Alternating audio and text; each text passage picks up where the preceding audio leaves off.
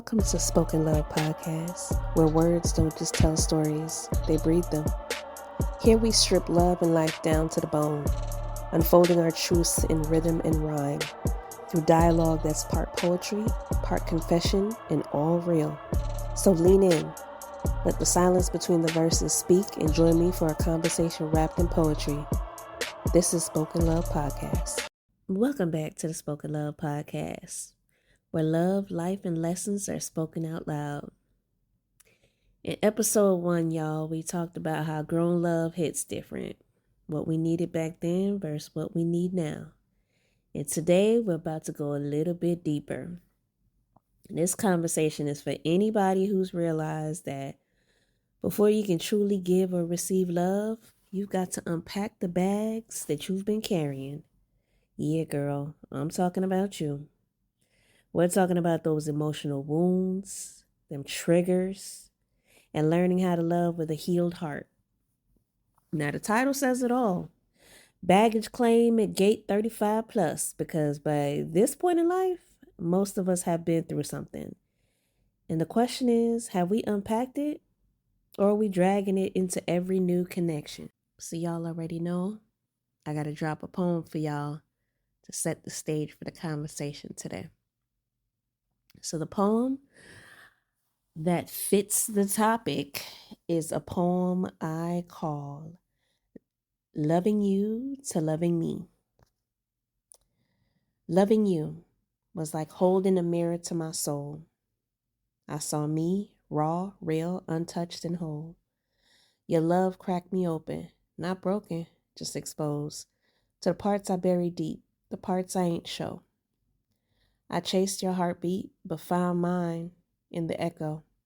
Thought I needed you to feel full, turns out I just needed to let go.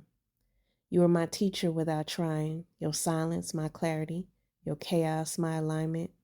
I thought I was loving you, but I was meeting me. In the shadows of your arms, I found identity. You showed me my soft, you triggered my fight. You held up a truth I only saw in the night. So thank you, not for staying, but for leaving me still, 'cause now I walk whole with a love that's real. This episode, I've invited a friend of mine to join the conversation because I was definitely curious to know her perspective on healing after a past relationship. Hey girl, hey. So I have a question for you. Do you feel like it is important to take the time to mourn or heal from a prior relationship before stepping back into dating? What has that journey been like for you? The journey for me after coming out a long-term relationship was twofold. I actually ended going to therapy after my relationship ended because I was in therapy as a way to cope with the sort of mourning of the relationship or the death of the relationship while I was actually in it. And then I reconfirmed my identity with self because a lot of things changed about me, or I decided to allow a lot of things to change about myself when I was in a relationship that I was not happy with and did not align with me as a person. And in doing so, have I been actively dating? Yes. But I am also more aware of the person that I am. And I know that my heart is open, but I have a lot more discernment than I did before. And I am not nobody's fool. And if I decide to be your fool, that's a choice. It's not because I didn't know. And so, yeah, I have a different sense of agency when it comes to dating. And I am a lot more honest with myself than maybe I was in the past about who I am engaging with, why I'm engaging with them, and what the realities are with that person. So, yeah, I only make decisions that I'm happy with. And if I have a problem with the decisions that I make, that's a conversation between me and God. No, I'm playing. It's a conversation between me, myself, and whoever decides to discuss it with. Baby, mourning a relationship while you are still in it. I think that's a lot more common than most people will think. I think I can even personally identify with that. I was in my last relationship for almost a decade, and my reason for staying is complex. I stayed mainly because that was the father of my child, and I felt conflicted as a mother to break up the family dynamic simply because I was not happy in that season, not recognizing that my happiness or my lack of happiness was rooted in the fact that I was not being treated well, right? I was not receiving what I was deserving of. And I used my responsibility to my child as a reason to stay. But in the midst of it, I was going through so much turmoil and so much conflict that I too sought out therapy, to cope and to get through and to try to heal, because you can oftentimes, when you make a choice to stay in a relationship that is not conducive to your well-being, you can become bitter. You can lose sight of yourself. It's very toxic. So I like the fact that you touched on that element of therapy and seeking help and resources to help you navigate, you know, um, a relationship that was not for you, but for whatever reason you chose to stay. Hold on, not me ranting and raving. I also have come to the conclusion that my job is not to determine why a person did something else or what was their motive behind it, because whatever their motive is behind doing something, that ain't got nothing to do with me. And the reason why is because people decide to make choices all of the time, and they have their own reasoning for doing so. I don't necessarily need to understand it as long as I get that your intention is good or bad. That's it. I don't really need to understand why you did something. I don't, that's too much talking. You did something. Why'd you do it? Why you didn't do anything? Did I set my expectations to expect something different? Or does this align with how I deem you as a person? My job is not to figure you out. That is your job and your therapist's job. That ain't my job. So I have a lot. When I enter this sort of new realm in my life, I am a lot more honest with myself about where I sit, what I'm able to tolerate, who I'm willing to engage with, and how much peace am I willing to sacrifice for another individual. And it's not that much. It ain't that much peace. It ain't that much. So yeah, that's where I'm at with my journey or whatever. Yeah, I'm not willing to sacrifice, when it comes to dating, I'm not willing to sacrifice the peace that I've built for my life. I am not willing to sacrifice it.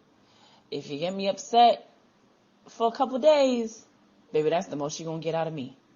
Because the line will be drawn, the square will be built, and you better go ahead and stay on in that square. Because there will not be any room for you in my life. Period. So let's reflect on a couple of things. I told you a little bit about my story, but the topic at hand is, by the time we reach our 30s and beyond, nobody is walking into love completely untouched. We've all got bags. Some of us have carry-on. Some of us are dragging full-on suitcases. The real work is really to ask yourself, have I opened my bags? Have I sorted through some things? Have I decided what to keep? Or am I just hauling them from gate to gate? And I know this is figuratively speaking, right? We're talking about baggage and luggage, but here's the truth.